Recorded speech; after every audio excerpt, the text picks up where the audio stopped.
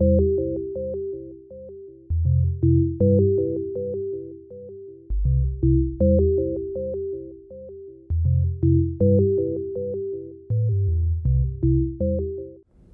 I'm Stan Stalnaker, and we're at the Global Fund Forum in Bermuda at the Hub Culture Terrace Pavilion. Joining me now is Jack Siebald from Concept Capital Markets, a very interesting company that's actually servicing hedge fund managers. Is that correct? Correct. We're in the business of providing hedge fund managers, the way we refer to it, as a comprehensive set of solutions. It's pretty much everything that a manager needs to allow them to run their fund. And you help maybe smaller managers or mid-sized managers really access the big leagues, as I understand it. Pretty much. I mean, you know, the environment is such that the smaller hedge fund managers don't have the access necessarily to the large prime brokers. So what we do is serve as a conduit. We provide the front-end servicing to the managers and introduce their accounts to one of the big clearing banks that we are affiliated with, allowing them and their investors to have a sense of comfort as to where their assets are custodied. Okay, so tell us about the big trends that you're seeing right now across this industry. We've seemed to have rounded the worst lap from the GFC, the global financial crisis. Where do you see things going? Well, I think there's a lot of different trends underway. You know, clearly there's still an appetite for performance, outperformance specifically. In the last number of years, hedge funds have not particularly performed well as an asset class.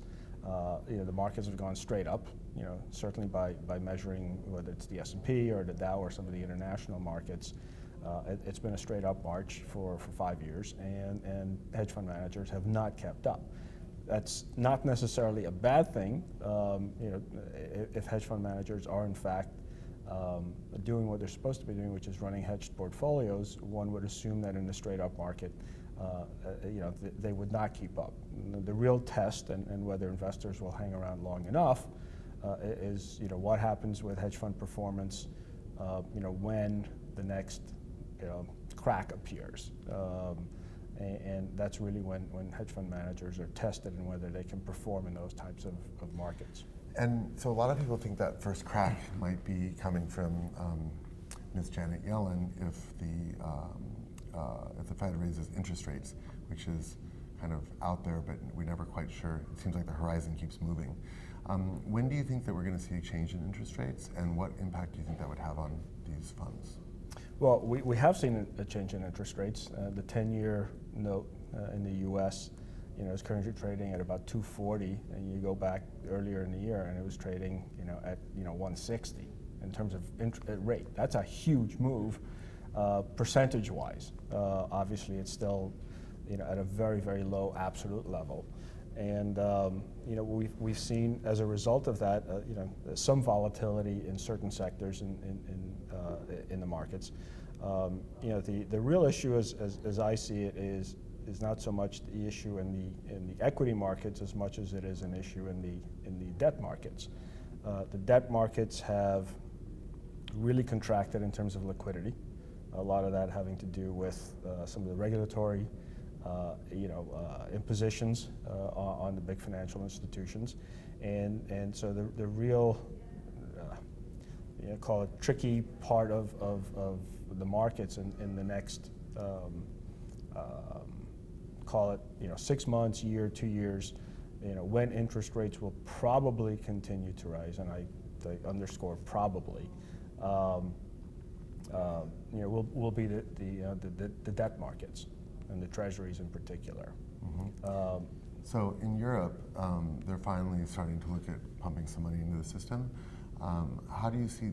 I know that people are talking about equity markets probably inflating over the near-term future. What is the impact that you think that will have on the European fund set and, to some extent, the U.S. fund set? Well, look, the equity markets have performed quite well for the last 5 years, and even this year, they're sort of hanging in there if measured by the averages. Some of the foreign markets are doing materially better. The presumption is that with the European authorities being more easy, money-wise, that those markets will perform better, following sort of the history of what's happened here. The issue I think that people need to address and be wary of is, that'll be happening in an environment where the U.S. is likely to be less accommodating as opposed to more accommodating, and so there'll be sort of a tug of war between what goes on here and what goes on there. Obviously, currencies will be impacted, and to the extent that the U.S. dollar becomes more expensive, it will have implications for corporate earnings both here and in Europe. Presumably, the European-based companies, having that advantage, and the U.S.-based companies having that disadvantage. Right. So you mentioned currency, and then kind of shifting from U.S. to Europe and then into emerging markets. One of the emerging markets that's not, say, physical is the realm of digital assets or digital currencies. Do you see interest from your clients in this area, and how far away do you think we are from major hedge funds being able to hold digital currencies like BAN or Bitcoin? Do you see it in the near future? It's not, well, at least from our perspective, it's not even something people are considering. I mean, right now, and keep in mind, our clients are predominantly emerging managers, emerging to mid-sized managers. So, AUM, call it up to close to $1 billion. They're much more concerned with, performance or outperformance within the asset class that they're trading, or the subsector that they're trading. And we've not even heard, the term digital currency or anything like that from any of our clients. And what are the hot assets that people are looking at right now? Where are they finding the returns? Well, the two areas that we're finding a lot of interest in right now seem to be healthcare, and more recently in the financial sector. And the financial sector, I think, to a large extent driven by macro events as opposed to company-specific events. And what I mean by that is, the presumption that interest rates are going to go higher, and in a rising rate environment, certainly if the yield curve steepens, that's a positive for banks, for financial institutions, allowing them to earn a greater spread on the monies they lend. So they're generally long on big finance? Well, I think there's a sense that there's going to be an opportunity for well-managed financial institutions to perform better, and as a result, deliver better returns, both in terms of performance as well as in terms of returns to shareholders in the form of dividends or buybacks. Yeah. In over the next 6 to 12 to 18 months. The sector has been an underperformer. Obviously, still in the recovery phase from what happened back in 08, 09, and then also with all of the dramatic regulatory capital extractions from the banking system. Right. I'm sure. Fines. Yeah, fines. Some might call it extortion, but I won't.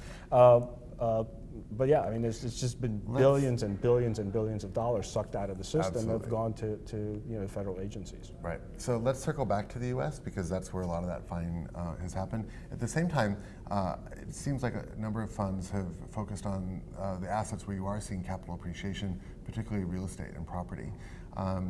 In a rising interest rate environment, do you think that will slow down, or do you see that continuing?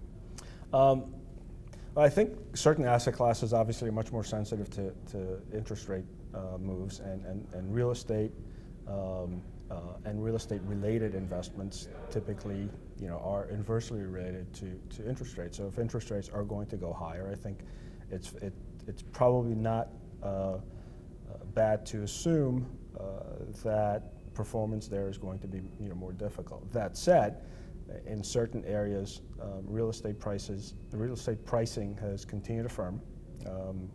Obviously, there was a massive deflation in asset prices, in real estate prices, following during and following the financial crisis. So again, I think a lot of it is still. I'm not a real estate expert, but I think a lot of the real estate markets are very differentiated by locality. And I mean, just living in New York, you see what's going on there. Prices just keep going up and up and up, and rents are going up and up and up. And the market there is just very firm. Not sure that it's going to be the same when the 10-year is trading at 4 or 5% when as opposed to trading at 2.5. Right. Very, very interesting stuff. Jack Siebald from Concept Capital Markets here at the Global Fund Forum in Bermuda. Thank you so much for joining us. Thank you for giving us some insight into the forward momentum for these funds and for the hedge industry, especially relative to this specter of rising interest rates. Thank you so much for joining us. My pleasure. Thanks. I'm Stan Stalnaker with Hub Culture in Bermuda.